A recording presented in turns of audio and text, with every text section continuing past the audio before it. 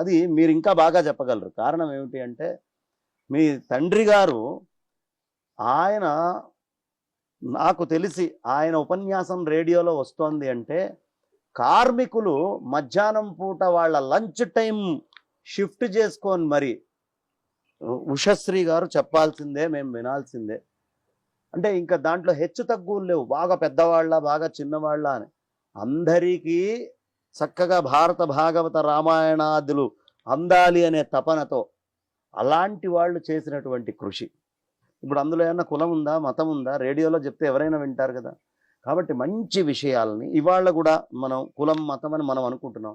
చాగంటి వారు ఉపన్యాసాలు చెప్తున్నారు, గరికపాటి వారు చెప్తున్నారు, బ్రహ్మశ్రీ సామవేదం షణ్ముఖ శర్మ గారు చెప్తున్నారు, అట్లాగే ఉభయ జగద్గురువులు మనకు అందిస్తూ ఉన్నారు, ఇలా చేస్తూ ఉన్నారు.